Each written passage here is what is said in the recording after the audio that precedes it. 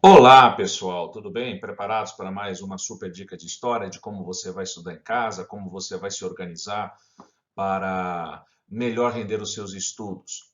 O que eu vou fazer hoje? Eu vou mostrar para você um processo de como estudar história em casa, de como estudar qualquer tipo de ciência humana. Vai servir para história, para filosofia, para geografia, para sociologia, para literatura, para português, serve até para biologia. Tudo que você imaginar em termos de textos, de estudar de textos, você vai poder utilizar a partir dessas dicas que eu vou te passar agora, ok? Fica ligado, passo a passo, é receita de bolo, entendeu? O que acontece se você tentar fazer um bolo, não seguir a receita que tá, os números, os ingredientes, a quantidade, vai desandar. Tá certo? Então, a dica que eu vou te dar, ela funciona, ela não é a parte mais fácil, ela de fato é até um pouquinho chata, mas é a que funciona. Então, fica de olho nas dicas, no próximo slide você vai poder enxergar isso um pouquinho melhor, ok? Então vamos lá, olha só. Primeira coisa que você vai fazer, observe. O que você vai fazer em casa? Você assistiu a aula, você anotou a aula, você anotou tudo que o professor falou, a lousa dele, o quadro negro, os apontamentos ou os slides, não sei o que você fez. E aí você chegou na sua casa, você está pronto, você vai estudar. Primeira coisa que você vai fazer, parece óbvio, mas releia as anotações de sala de aula e o resumo da sua apostila. Possivelmente você deve ter uma apostila ou um livro, então você vai pegar o resumo de sala de aula, aquilo que você copiou, vai pegar também o resumo, não é a teoria ainda, é o resumo de sala de aula para você ler, dar uma olhada geral. Segundo ponto, aí você vai para o livro texto. Você deve ter um livro texto, você deve ter um índice ali, você deve ter um sumário, alguma coisa. Abra o livro texto, vá no índice, identifique no livro texto o assunto da aula. Talvez o professor não tenha passado isso. Uma dica, final da aula, procura o professor, pergunta para ele, professor, qual é o capítulo desse assunto aqui no livro que a gente está utilizando? Vai te ajudar bastante no seu estudo em casa. Terceiro ponto, leia a teoria no livro texto. Notou? Até agora, o que você fez? Você só leu.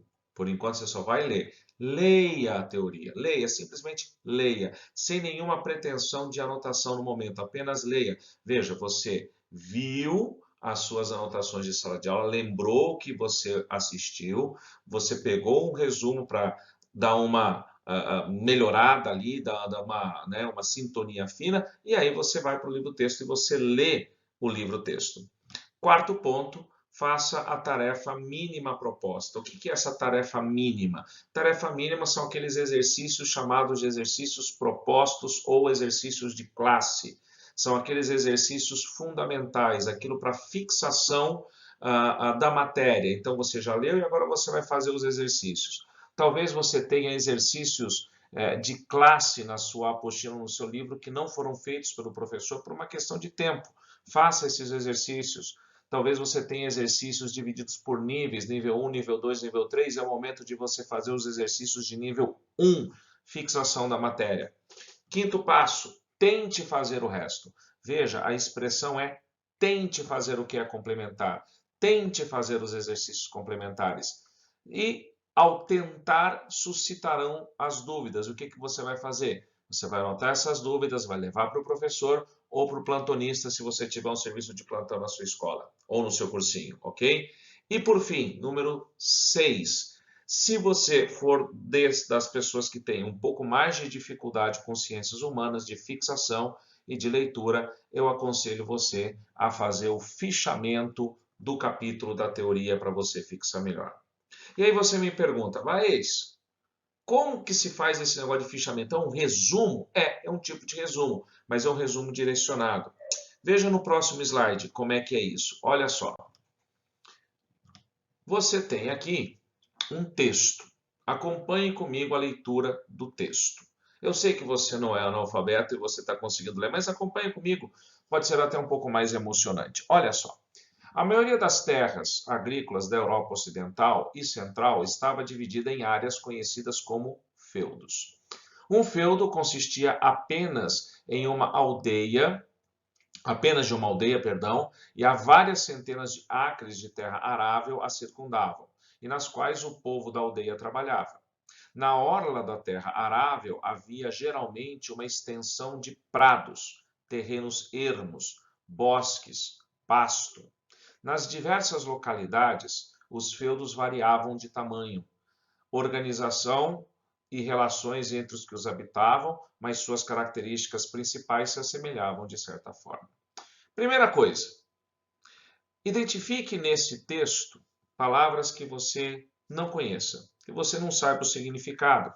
Talvez algumas delas você não saiba mesmo, porque você não é formado em história, você não é um literato, você é um aluno de ensino médio, que está formando o seu vocabulário, está tomando contato com algumas palavras que são próprias das disciplinas. Então, por exemplo, eu olharia, por exemplo, aqui, né? Talvez esta palavra aqui, orla, seja estranha para você.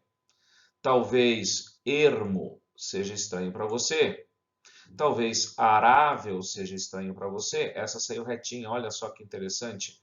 Será que eu consigo fazer ela retinha? Deixa quieto aqui. Né? Que mais que nós podemos aqui? Tem uma outra palavra aqui, acres, não é o estado, obviamente. Tá certo? Prados, o que são prados? Prados, pradarias, tá? Então você tem algumas palavras aqui que você não sabe o nome. Então, por exemplo, o que é acre? Né? O que é a palavra acre? Você vai procurar no dicionário e você vai ver que a palavra acre é uma medida, é uma unidade de medida para a terra. Orla, o que é orla? Orla é a beira da terra, aquela parte, né, que está na beira do campo, né, são as bordas do campo, né? Arável, terra arável, o que é terra arável? A terra que foi preparada para a agricultura, que o arado passou e está pronta para a agricultura. O que são prados? Prados são áreas planas onde você pratica agricultura. Terrenos ermos são terrenos vazios, são terrenos que estão abandonados, são terrenos que não estão sendo ocupados. Então, palavras que você, né, não vai conhecer e que você vai ter que procurar o significado. Para isso você tem Google, para isso você tem dicionário, use-os, é importante para o estudo de ciências humanas. Feito isso, leu, leia mais uma vez e mais uma vez. Aí você vai falar assim, pô, Eduardo, mas mais uma vez? Então leia mais uma vez, até você ter familiaridade. Isso aqui é um parágrafo apenas, um parágrafo de um texto. No caso, é o primeiro parágrafo do primeiro capítulo de um livro chamado A História da Riqueza do Homem. O nome desse capítulo é Sacerdotes, Guerreiros e Trabalhadores. Esse é o primeiro capítulo, o primeiro parágrafo desse capítulo. Como é que eu vou fichar este parágrafo? Observe comigo na próxima tela. Veja só, aqui você tem, né, o esquema de como vai ficar seu fichamento. Então, você tem aqui essa parte toda em branco, onde você tem escrito um monte de coisa aqui, fora dos boxes, né, que seria como se fosse a sua folha de caderno. Então, você tem, né, a margem aqui, olha só a margem aqui que eu estou passando em vermelho, e aqui tudo que você vai escrevendo, escrevendo tudo, você vai escrever aqui, e vai escrever aqui. O que você vai escrever aqui? Bom, em cima, aqui em cima, ó, olha aqui, ó, tá aqui, ficou essa coisa riscada feia, eu vou trocar, porque não ficou legal, vamos de novo. Então, você tem no topo, vamos falar sério agora, né? Você tem no topo, bem no topo, no cabeçalho, você vai colocar o título, como você está vendo, História da Riqueza do Homem, e você vai colocar também o capítulo, é o capítulo 1.